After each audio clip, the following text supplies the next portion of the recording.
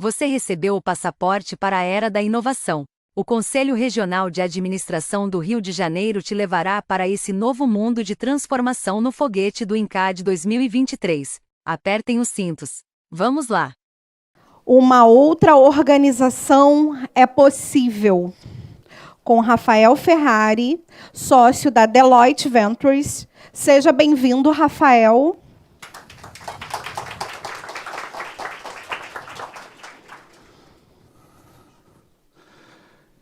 Gente, bom dia, tudo bem? Como é que funciona o esquema de eu conseguir passar slide, que é uma coisa que vai ser necessária nesse momento? Uma outra organização é possível através de passando slide. Brincadeira, a gente não é assim. Bom dia, bom dia. Bom dia a todos e todes. Queria agradecer ao Luiz e toda a equipe do CRA pelo convite de estar aqui compartilhando um pouquinho da minha experiência com vocês. E para a gente poder começar essa conversa, eu queria fazer uma pergunta para vocês. O que muda mais rápido? A empresa que vocês trabalham ou o mundo que a gente está vivendo? Quem acha que é a empresa que a gente trabalha, levanta a mão. Quem acha que é o mundo, levanta a mão. Quem não tem opinião formada? Ninguém falou nada. O pessoal que está no online está aqui, né? Fica tranquilo se você também não tem opinião. Pessoal, outra pergunta que eu queria fazer para vocês, para a gente poder desenvolver essa conversa. Vocês já pensaram como que vai ser o futuro do setor que vocês trabalham hoje? Como é que ele vai estar daqui a 5 anos? Alguém já parou para fazer essa reflexão? Enquanto eu estou passando essa tela aqui atrás, e vocês estão observando ela está mudando os números. São os meios de comunicação que a gente tem hoje através de diversos canais. Enquanto eu falei aqui, mais de 6 milhões de WhatsApps foram encaminhados, mais de 60 milhões de e-mails aconteceram. A gente vive numa era da informação. Segundo o ex-CEO do Google, o que a gente produz em 2 dias em termos de conhecimento foi o que a gente produziu desde o começo da humanidade até os dias de hoje. Pessoal, eu sou o Rafael Ferrari, eu sou casado há 10 anos com o ator Hugo Caramelo, sou engenheiro formado pela Universidade Federal do Rio de Janeiro, então você vê que ator e engenheiro, né? Tem uma exploração grande aí de diversidade. Sou pai de 2 cachorrinhos, 2 Dachshunds. Esse ano eu tive o prazer de fazer 2 Ironmans, estou numa fase agora de descanso. Eu sou sponsor de inclusão e diversidade LGBT da Deloitte, fazendo parte do Board Global de Diversidade e Inclusão. E eu estou aqui hoje porque nos últimos anos eu tenho trabalhado com diversos programas de transformação. Hoje, através da consultoria, eu lidero os 2 maiores programas de transformação digital no país. No último ano, o retorno ao investimento foi mais de R$1 bilhão.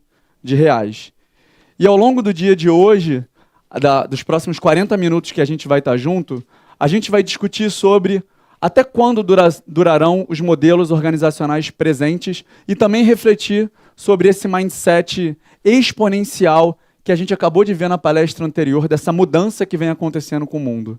Para isso acontecer, eu convido vocês nos próximos 40 minutos para a gente falar sobre o mundo industrial versus o mundo digital.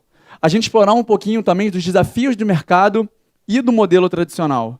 Além disso, a gente entender quais são as características das organizações exponenciais. E, ao final, como cada um de vocês consegue fazer parte como um agente de transformação dentro da organização que vocês trabalham.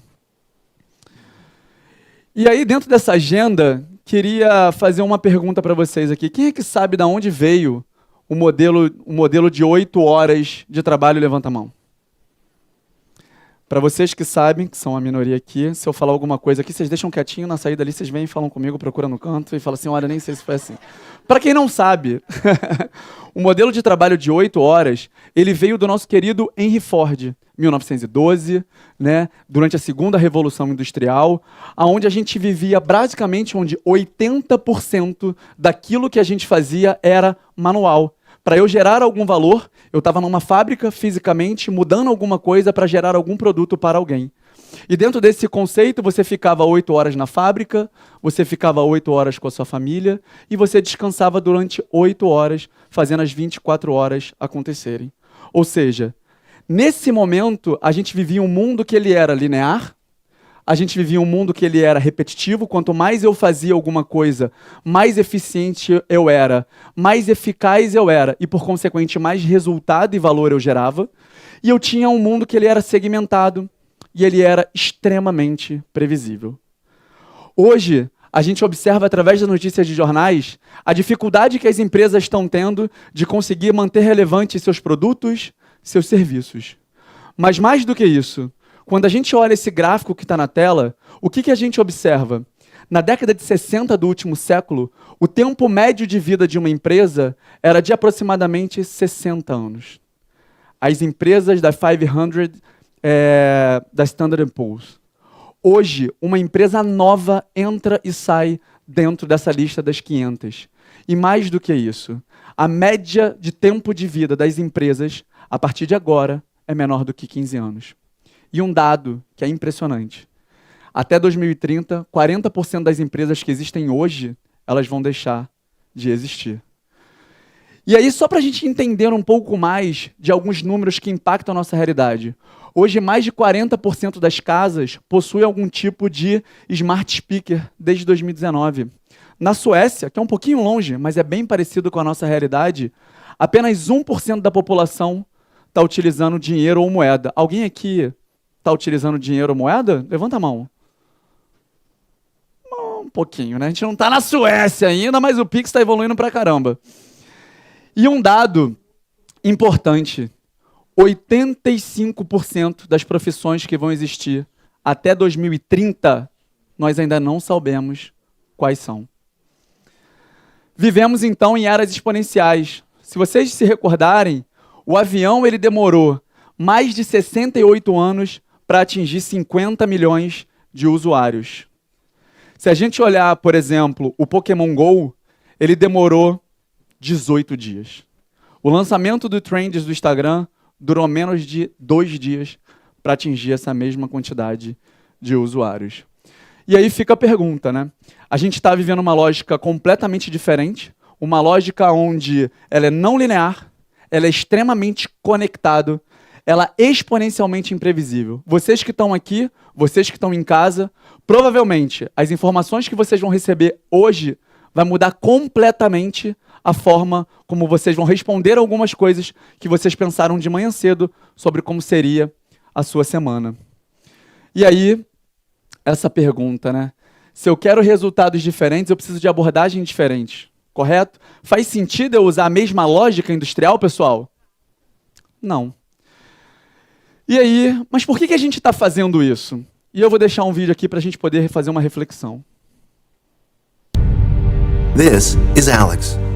She's 5 years old, and she was born into a digital world at the edge of a technological singularity, where she could live to be 150 years old.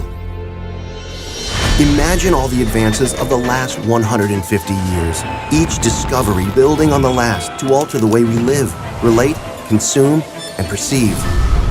For Alex, that same amount of industrial and societal change will happen in her next 15. She'll purchase digital rights from brands to create her own clothing, furniture, and decor with digital fabrics. She'll eat organically balanced food that was grown using nanotech. She'll know someone whose life was saved by a 3D printed organ implanted by a doctor operating remotely. She'll carry safer, digitally integrated ID and forms of payment, driven by the blockchain of everything. And that's just until she's 20. She still has 130 years to go. As she enters the workforce, she'll take advantage of autonomous vehicles and rideshare programs, which will alter our entire transportation infrastructure. She'll have robotic and AI-driven support tools, and even colleagues. The very notion of an employee will change. All these advancements will open us up to a new world of imagined possibilities. What role will your enterprise play in creating this world? Her world. You'll need to embrace it as a freely moving digital enterprise, shedding your technical debt. The pace of change will continue to accelerate. Enterprises will have to adapt faster, all to serve the wants and needs of a 5-year-old. Her future and your future are linked. And leading that future will be your digital enterprise. It's time to reimagine your business model, your organization, your world. It's time to reimagine everything. E aí eu faço uma pergunta para vocês. O que essas empresas que estão na tela aqui têm em comum, pessoal? Mais alguém? Tecnologia.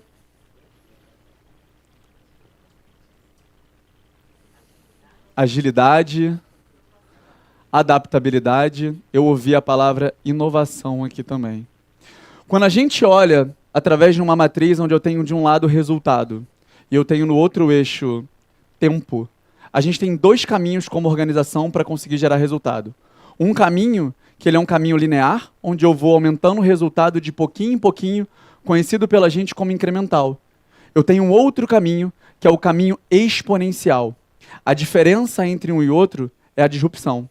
As empresas que a gente viu aqui na tela, elas tipicamente conseguem lançar produtos mais rápidos, através da agilidade. Elas são mais inovadoras. Elas causam disrupção dentro do mercado. Ela muda a forma como a gente se comporta, como a gente está aqui hoje, como vocês que estão aqui estão tirando foto nesse momento. Há mais ou menos 15 anos atrás, esse ambiente aqui seria completamente diferente, concordam? Agora eu vou dar um poder para vocês. Imagina que vocês são donos da Nokia em 2008. O gráfico aqui mostra em azul a Nokia e em laranja a Apple. Se vocês olharem nesse pico aqui, o que vocês fariam diferente do que a Nokia fez? Provavelmente muitas coisas. Nesse momento, a melhoria incremental da Nokia não conseguiu identificar ou ter formas para poder disruptar o mercado, assim como a Apple fez. Hoje nós somos frutos de uma mudança de modelo de negócio, de modelo de mercado. E aí, por que isso aconteceu? Alguma das razões que levaram isso a acontecer foi que, se a gente fizer uma análise, não é possível desenhar o futuro com ferramentas do passado. E nessa mesma linha, não dá para construir somente olhando para dentro a disrupção que a gente quer ter. A gente acabou de ver a importância do ecossistema global e como que essas relações são fundamentais. E aí, dentro desse conceito, pessoal, em termos simples, o que eu queria começar a explorar com vocês a partir de agora? Precisamos manter os nossos negócios à prova de futuro, para não estarmos dentro dos 40% que vão sumir daqui a alguns anos. E aí, como que as empresas têm feito isso? E eu convido vocês, a partir de agora, a olhar sobre duas óticas. A primeira ótica é transformar o negócio.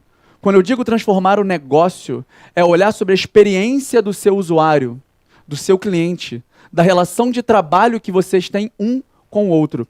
É pensar quais são os novos produtos, quais são os novos serviços, quais são as novas formas de conseguir interagir com, seja os empregados ou seja os seus clientes. Por um outro olhar, eu convido vocês a transformar a organização. Quando eu falo transformar a organização, é repensar as estruturas hierárquicas, é repensar os modelos de trabalho, é repensar as competências que cada um dos profissionais que fazem parte daquela equipe dentro da organização tem. E quando a gente começa a olhar sobre esses dois aspectos, eu preciso transformar o meu negócio, eu preciso transformar a minha organização, eu tenho mais chances de conseguir construir uma empresa à prova de futuro. Quem aqui gosta de museu, levanta a mão. Tem uma galera aqui que tá falando que gosta de museu, hein? Vamos dar uma checada aí se tá aí no mesmo. Mas tem um museu que eu sou apaixonado, é um museu conhecido como o Tate Museum, ele fica na Inglaterra, e ele tem 4 espaços físicos a serem explorados lá na Inglaterra. E aí, o ano era 2012, eles começaram a pensar, qual é o novo modelo de... como é que eu consigo transformar o meu negócio? E eles contrataram um CDO, Jeff Core, e o que ele fez? Ele pegou uma equipe dedicada para poder construir o que foi chamado de Fifth Gallery. O que é isso? Era a 5ª galeria, e essa galeria, Luiz, ela seria totalmente digital. Em 2013, eles lançaram podcasts, convidaram artistas de rua, começaram a publicar diversas artes, eles começaram a produzir arte de forma digital e de forma online. Eles foram eleitos a melhor plataforma de conhecimento de museu digital naquele momento na Europa. Eles conseguiram espalhar a mensagem sobre a arte, dando acesso ao ecossistema para que as pessoas conseguiram utilizar aquilo ali. Quais resultados eles tiveram? eles tiveram um aumento significativo em termos de venda. Mais de 57% das vendas de produtos que eles possuíam foram alavancadas. E eles tiveram um segundo desafio. Como que eu consigo fazer o digital em todo lugar? E aí veio o quê? A necessidade de mudar a organização. A necessidade de repensar o físico com o digital. Como fazer a experiência das pessoas que vão ao museu ser continuada online? Ou vice-versa, eu começo online e eu vou lá fisicamente. Mas para isso, eles precisavam fazer o quê? Capacitar as pessoas que estavam dentro dos museus físicos. Pensar na experiência das pessoas que entravam ali. Pensar como é que seria a experiência de todos os usuários dentro daquele processo. Ou seja, eles, através de repensar o modelo de negócio, eles também transformaram a organização, fazendo essa integração entre o mundo digital e o mundo físico. Alguém aqui já brincou de Lego? Sim? Tá legal. A Lego, ela também repensou o seu modelo de negócio necessário para repensar a sua organização. O ano era 2008, a Lego cancelou alguns dos seus produtos que ela tinha dentro do mercado. Houve uma reação de diversos usuários desses produtos. E o que eles reclamaram? Por que meu produto está sendo descontinuado? A Lego viu nisso uma oportunidade. Ela falou assim, eu não faço brinquedo, eu fomento a criatividade. E como que eles usam o ecossistema, novas formas de trabalho e principalmente os seus usuários? Hoje, você que está aqui comigo, me diz uma coisa que você gosta muito que você queria fazer um Lego. Um avião. Se você quiser hoje, você coloca a sua ideia dentro de uma plataforma da Lego e se tiver mais de 10 mil pessoas que comprariam esse produto, o seu produto vai para a produção. Você ainda ganha 1% da receita gerada pelo seu produto através da sua ideia. O que a Lego está fazendo? Ela está usando o seu usuário para poder ajudar em ideias de novos produtos. Ela coleta em tempo real o feedback daquele produto. Ela não precisa mais de pesquisa de mercado exaustiva, porque ela tem um retorno imediato sobre isso. E mais do que isso, a chance dela ter sucesso em novos produtos é significativa. E para isso, obviamente, ela teve que repensar suas capacidades internas, a forma como vai desenvolver esses novos produtos, repensar quais são as competências internas que a empresa precisa ter para atender toda essa demanda. Então, mais uma vez, repensando o modelo de negócio, repensando toda a sua organização. Eu tenho certeza que muitos de vocês já foram a algum tipo de apartamento, correto? Apartamento, aquele negócio, 2, 3 quartos e tal. Então, imagina vocês que uma grande empresa brasileira pensou como que ela poderia se reposicionar dentro do mercado. Elas mapearam toda a experiência do seu comprador. Desde a hora de pensar, eu quero um apartamento. Passando pela hora, opa, a minha chave foi entregue, eu estou com um problema aqui no meu cano. E aí o que eles fizeram? Através de analisar toda a experiência desse usuário, eles montaram uma plataforma digital, onde você consegue acessar de forma remota e você conseguir entender todas as etapas do seu processo, desde a aquisição até depois, quando você já está morando naquele apartamento. Pergunta para vocês. Está na tela, eu não posso perguntar, geralmente eu faço isso. Hoje, mais de 70% das compras que são realizadas de apartamentos são através do meio digital em algum momento.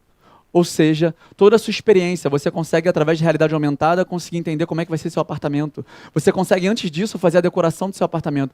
Você consegue entender como é que está o avanço da sua obra em tempo real. O que isso fez com que a empresa tivesse que repensar como ela vai entregar apartamento? Porque na década de 80 e até hoje, 2023, a galera está fazendo obra do mesmo jeito, concordam? Quem já fez obra aqui? É um inferno esse negócio.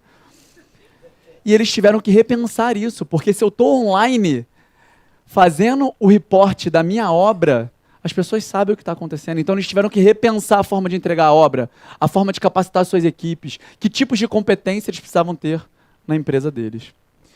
E aí, pessoal, a grande verdade no mundo de hoje é que cada vez mais todas as empresas têm que se repensar, pensando como sendo uma empresa de tecnologia. Agora, quais são as características principais dessas empresas exponenciais que a gente viu aqui? E aí eu vou falar um pouquinho delas e vou detalhar elas com vocês. A primeira característica é o que a gente fala de inovação digital. Ou seja, essas empresas cada vez mais utilizam a inovação e a tecnologia para poder pensar em novos modelos de negócio e como fazer a sua interação com os seus clientes. A segunda característica é colaboração e transdisciplinaridade. A gente viu agora, não adianta só eu olhar para dentro, eu preciso olhar para fora. E eu preciso ter novos modelos de trabalho para que eu consiga responder a essa era tão digital. Será que eu me organizar através de uma estrutura hierárquica igual era no século passado faz sentido hoje? Acho que não. Vamos explorar um pouquinho disso? Terceira, agilidade. Agilidade é um novo normal. Agilidade faz parte porque, comprovadamente, ele gera mais resultado. E por último, responsabilidade social. Diversidade, inclusão e equidade faz parte dessas empresas para que elas consigam verdadeiramente trazer à tona pautas que são importantes e usar a inteligência coletiva para poder gerar resultado. Quando eu estou falando de inovação digital, é óbvio que eu tenho diversas tecnologias que estão disponíveis. Tecnologia 3D, blockchain, simulação, realidade aumentada. Isso faz parte, todas as empresas têm que estar olhando quais são as tecnologias que podem ajudar a fazer a disrupção no seu mercado. Só que a gente sabe que a inovação ela vai muito além do que somente tecnologia.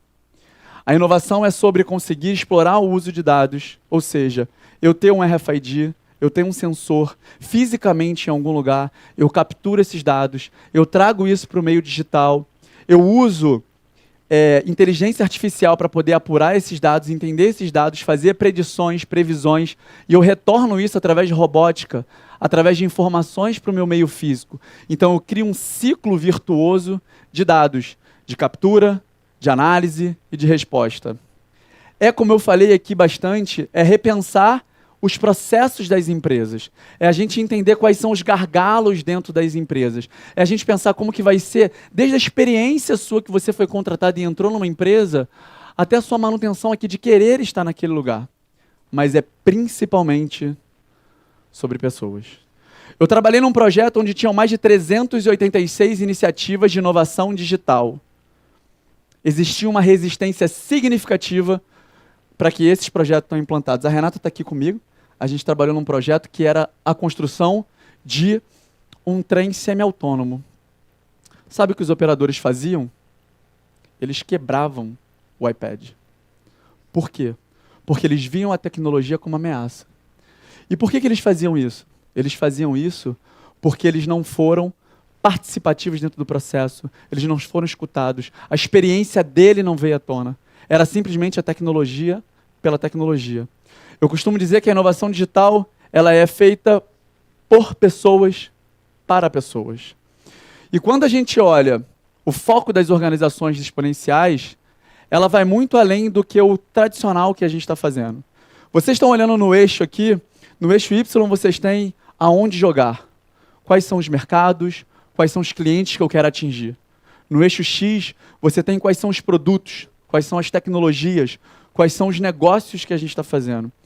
E aí eu vou trazer um conceito para vocês que vai conectar com a sequência do que eu vou falar aqui, que são os horizontes de inovação. O primeiro horizonte é aquilo que eu faço hoje, para quem eu faço hoje, e eu vou melhorar aquilo ali continuamente, que é a melhoria incremental, é a minha inovação core, a minha inovação incremental. A inovação horizonte 2, eu estou fazendo aquilo que eu sei fazer muito bem, os meus produtos, os meus negócios, e eu estou ofertando para novos clientes e para novos mercados. E o horizonte 3, eu estou falando de um portfólio de inovações mais disruptivas para novos mercados, para novos usuários, para novos clientes, novos produtos e, principalmente, novos modelos de negócio, coisas que vão disruptar o mundo que a gente conhece hoje. A gente viu o Uber fazer isso, a gente viu o 99 fazer isso, a gente viu a Apple fazer isso. E ter um portfólio de iniciativas digitais equilibrados com o core e com o horizonte 3, ele é importante. Tipicamente, dependendo da indústria que você trabalha, o portfólio ele fica 70% dentro do horizonte 1. Por quê?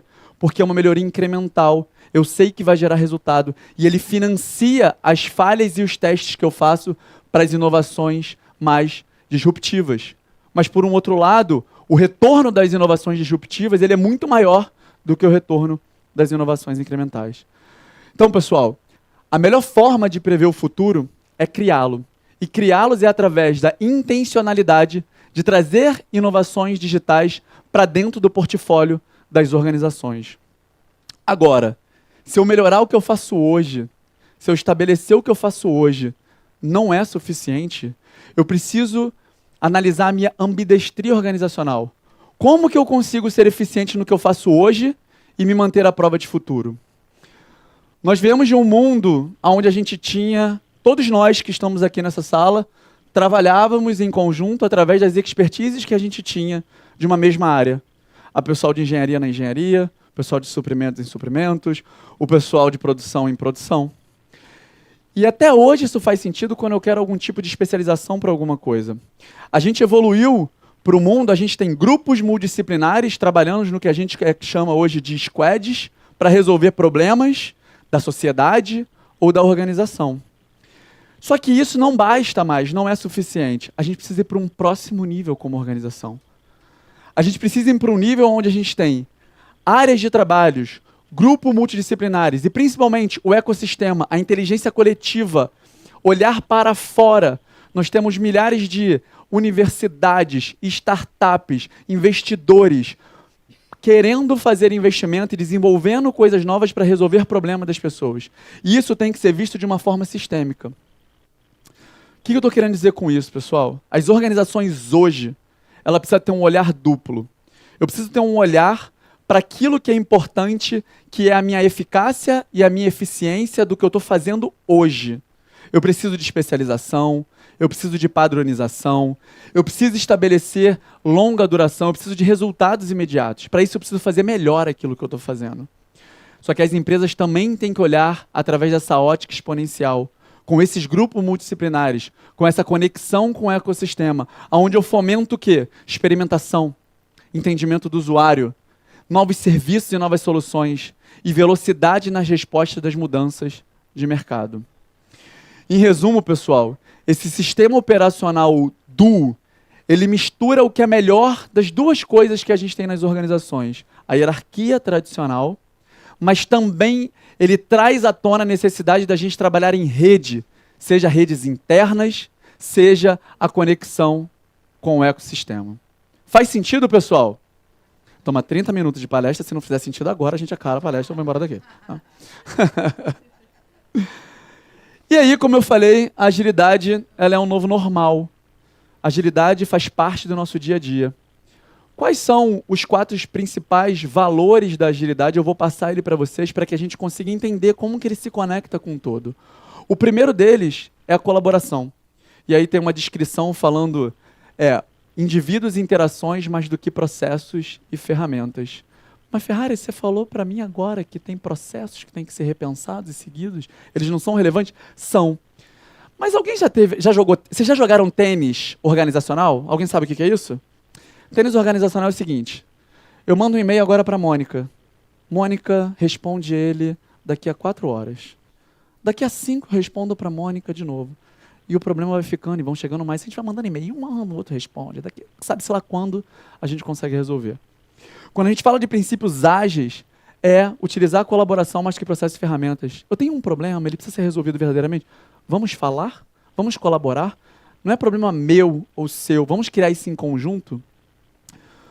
Um segundo valor importante da agilidade tem a ver com entregas frequentes. Quem é que já fez alguma apresentação na vida? Levanta a mão. Vocês estão fazendo a apresentação pra caralho, né? Não está em 2030 mais, hein? Deus me livre, consultoria precisa repensar isso. Mas, vou dar um exemplo que eu acho que traz um pouquinho de como é que funciona esse valor. Sabe quando você faz, então, essas apresentações que vocês estão fazendo, e vocês ficam, sei lá, 3 semanas desenvolvendo isso, você apresenta lá, e aí a pessoa fala assim, não era nada disso que você pensava? Não sei se isso acontece com vocês. Então, quando a gente está falando de entregas frequentes, eu estou falando de, será que eu não monto uma narrativa e valido essa narrativa? Será que eu não monto um mock-up da apresentação e mando para poder validar se aquilo ali realmente que são os dados e informações que são necessárias sem ter os dados reais? Será que eu não vou evoluindo isso de forma incremental para receber feedback das pessoas que estão participando desse processo? Isso é entrega frequente. Trazendo para a nossa realidade do dia a dia. E eu, como consumidor, será que eu preciso ter uma plataforma desenvolvida? A 99 não foi assim. Alguém conhece o case da 99? A 99, basicamente, ela queria validar a hipótese de que as pessoas usariam táxi de forma online, pedindo através de um site. Vocês acham que estava pronta a plataforma que ela está hoje? Não. A pessoa fazia o pedido no site, alguém pegava lá, via o pedido, ligava para a central de táxi, mandava o táxi para onde a pessoa tinha pedido no site para poder validar se as pessoas iam fazer aquilo ali. Depois eles desenvolveram aquilo ali. Produto frequente para validar a hipótese que aquilo ali está acontecendo. Terceiro valor, cliente no centro. Quem aqui, com certeza você tem algum cliente, seja na sua empresa, seja internamente na sua empresa, seja fora ou seja interna na empresa, coletou feedback do trabalho que está sendo prestado recentemente, levanta a mão. Não precisa mentir não, gente. Pouquíssimos fazem isso. Cliente no centro é entender qual é a necessidade dele, entender qual é a experiência que ele está querendo. Isso é que a gente está falando de ser ágil. E por último, flexibilidade. A gente viu que tudo muda o tempo todo. Eu ter adaptabilidade é responder à mudança, mas seguir um plano. Olha, fui na palestra do Ferrari, a partir de agora não precisa mais planejar nada, não é isso, Renata? Acho que não, né? Eu cheguei a trabalhar num projeto para fazer consultoria de implantação de agilidade, onde o projeto tinha mais de 26 mil linhas de planejamento, de plano de trabalho. O projeto sabia o que ia acontecer em 2029, às 14 horas. Vocês acham que esse planejamento tem alguma chance de estar certo? Nenhum. Então, o que a gente está falando da agilidade é a partir do que eu tenho mais certeza, eu consegui me comprometer com aquilo. Tipicamente, um plano de trabalho de 3 meses, eu vou fazendo acompanhamentos quinzenais desse plano de trabalho. Você foi convidado agora vou te convidar para poder fazer parte do desenvolvimento de um novo produto. Ele se chama cortadora de grama, ok? Tipicamente, se você começa a fazer esse trabalho, o que você faria? Você iria pensar assim, tá, mas quais os requisitos desse cortador de grama? Como é que eu vou fazer esse... Pô, eu vou fazer um cortador de grama incrível, ele vai ser lindo, você vai pegar ele na mão, ele vai ser leve, ele vai secar. Aí você começa a fazer aquilo, você manda produzir, aí... Depois da produção, você coloca ele à venda, se der sorte, alguém compra, e aí você faz a manutenção desse cortador de grama. Você faria assim? Provavelmente não, né?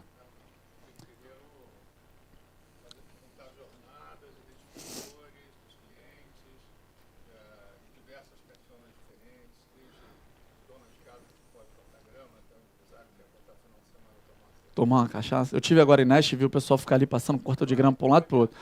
E bebendo, e com a arma na mão. Eu falei assim, gente, com a unha pintada, né? Eu olhei assim e falei, esse cara vai me dar um tiro aqui. Mas bom, voltando aqui ao conceito, é exatamente sobre isso. Quando a gente está falando de entregar isso de uma forma ágil, primeiro eu preciso validar a hipótese que tem alguém querendo cortar grama. Será que tem alguém querendo cortar grama? Será que todas as gramas são realmente naturais ou a galera agora está numa onda de grama sintética igual o tapetinho do Botafogo? Para isso acontecer, pessoal, eu vou testar essa ideia primeiro através da identificação de persona. Eu vou construir um MVP, um cortadorzinho de mão para ver se as pessoas querem comprar isso. Puta, mas é difícil fazer isso. Eu vou evoluindo e recebendo feedback das pessoas até desenvolver o melhor cortador de grama do mundo sobre a ótica do meu usuário. Ou seja, ao invés de eu fazer um grande esforço para ter valor só ao final da entrega desse produto, eu vou tendo esforço, recebendo feedback, melhorando meu produto. Tendo esforço, recebendo feedback, melhorando meu produto. Vou trazer um vídeo aqui que exemplifica isso num contexto que a gente conhece muito bem para quem vai a estacionamento de carro. South Korea, a country devoid of oil. Seoul, a city where 1/4 of Koreans live, with one of the world's highest gasoline consumption. The situation is getting worse. Car usage is increasing. Petroleum costs are rising. Parking spaces are scarce. People are stressed out. Every day, a Seoul driver wanders 500 meters to find a parking space. In a month, this equals 15 kilometers or 1 liter of gas. S-Oil, one of the 4 oil companies in Korea, took action. It is on a mission to save oil. Right here, right now. Thus begins the HERE campaign. It has set up a HERE balloon for each parking space. As a car parks in it, the balloon falls. When the car exits, the balloon rises. Cars can spot these balloons from afar. They can spot open parking spaces without wandering. Finding quick parking means saving oil.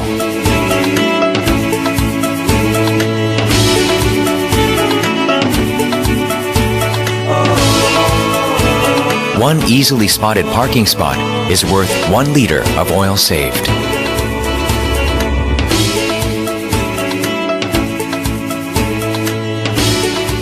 교육하실 때 엄마들은 저것만큼 경제적인 게 없다고 딱 이정표가 있으니까 참 뭐 좋은 아이디어 같아요. 주차장에서 풍선 다니까 신기했어요. 풍선 없었으면 못 들어보는 것 같아요. 진짜.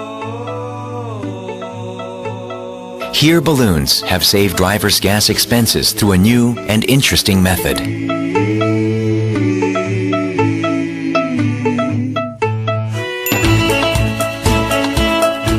S-Oil, the oil seller, gained the impression of an oil-saving company. Save oil, save time, save money.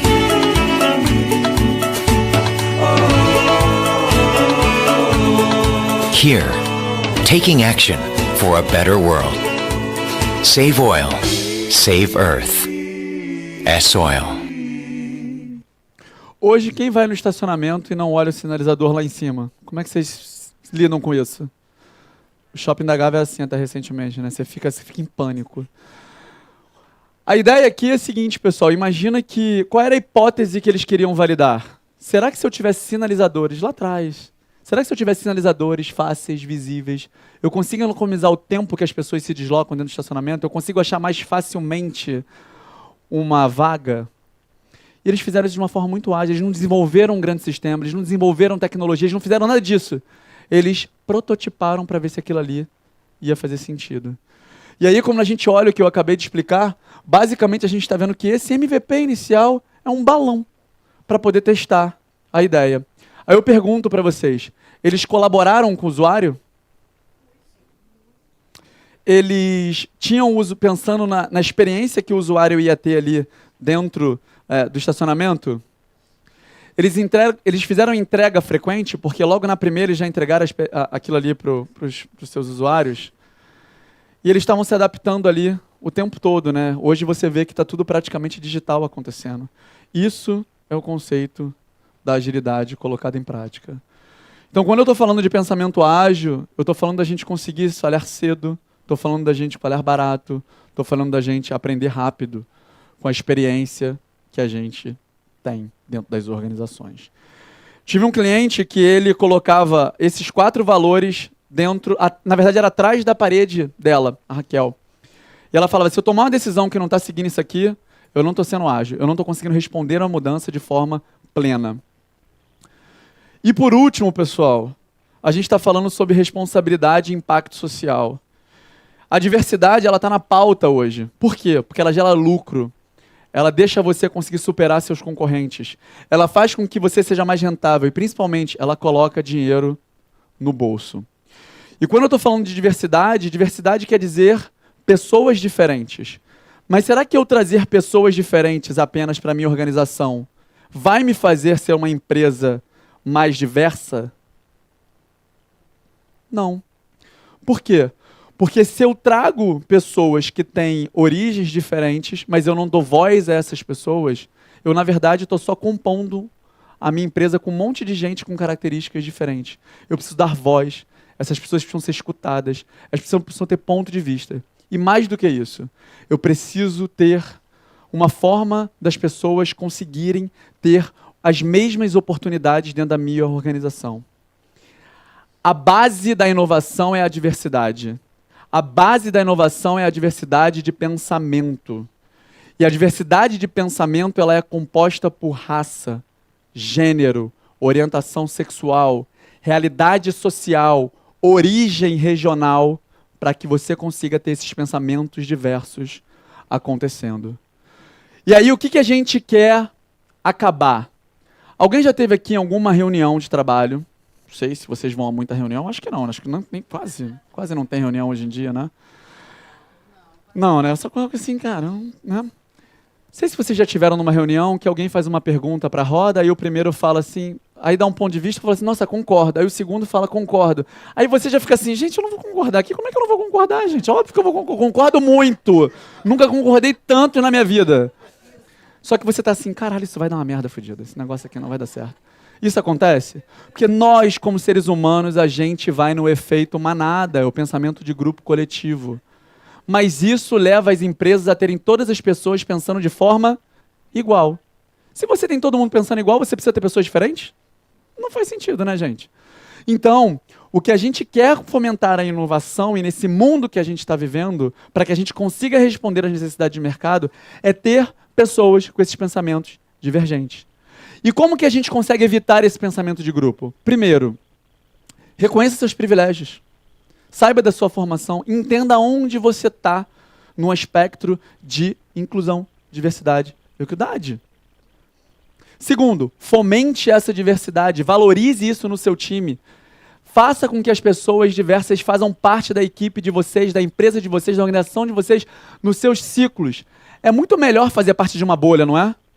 Né? Às vezes eu falo assim, cara, nossa, que preguiça de sair da minha bolha, né? Tô protegido, tô aqui, tô com a minha opinião, não é?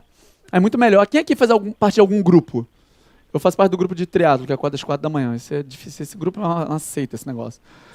É muito bom fazer parte desses grupos, não é? Porque você se sente ali acolhido, o mesmo tipo de pensamento, mas ele leva você por um caminho único. Então, valorize ter pessoas diferentes disso. Formalize processos de feedback para as pessoas tenham voz e consigam ser incluídas. E eu vou dar uma dica para vocês aqui, que é, eu faço bastante, às vezes bastante é uma coisa, fica no meio termo ali, né, do espectro, que é fazer o advogado do diabo. Falar, pessoal, beleza, tudo bem, mas imagina que eu sou advogado do diabo aqui, será que a gente está indo por esse caminho, está fazendo sentido? Coloque na posição diferente. Então, pessoal, nesse momento mudaria aqui, tem uma frase do Barack Obama que fala muito sobre isso, né? Ele fala que a diversidade é a força matriz para a inovação, porque ela mistura culturas, crenças, habilidades e encontramos um potencial infinito na humanidade. Gente, vocês estão se perguntando nesse momento que vocês receberam uma chuva de informações sobre como as organizações devem estar se reposicionando nesse mundo.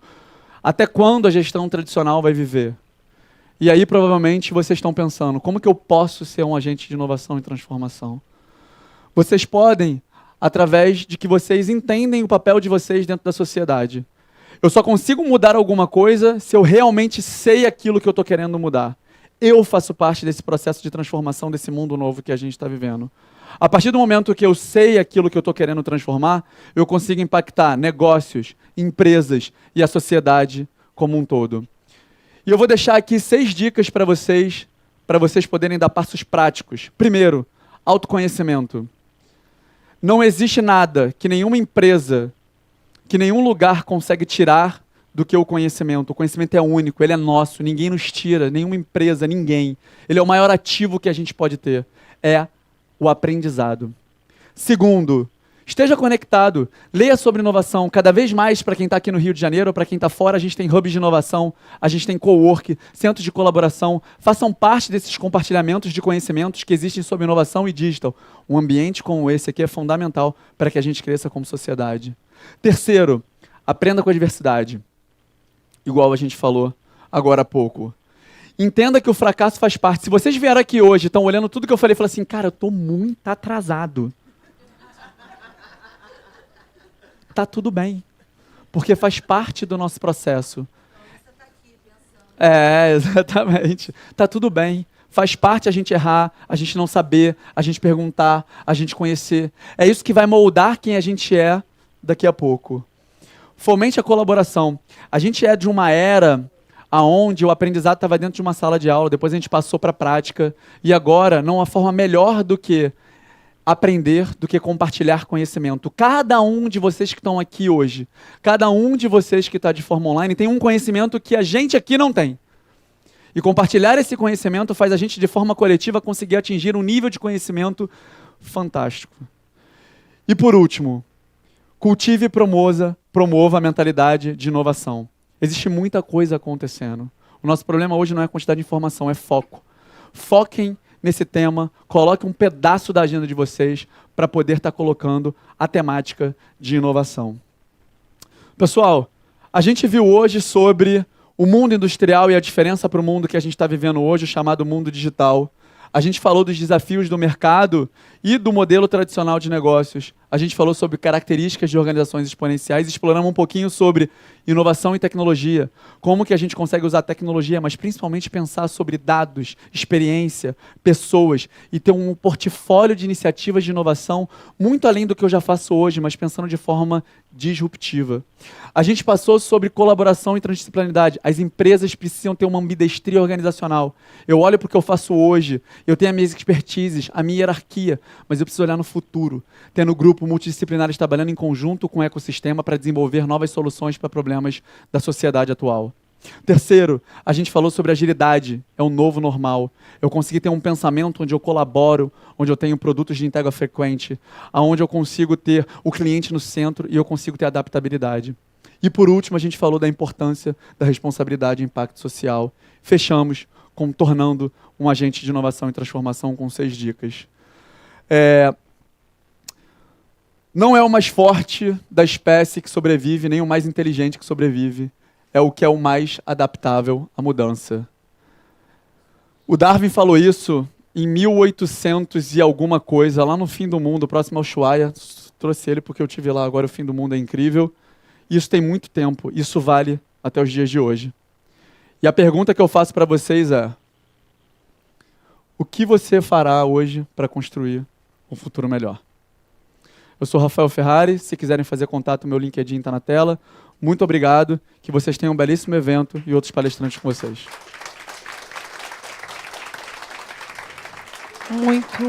Muito obrigada, Rafael. Fique aqui um minutinho para você receber o seu certificado. A palestra do Rafael certamente deixou muitas reflexões para a gente. Eu convido agora o administrador Francisco de Jesus, conselheiro federal pelo Rio de Janeiro, para entregar o certificado ao Rafael.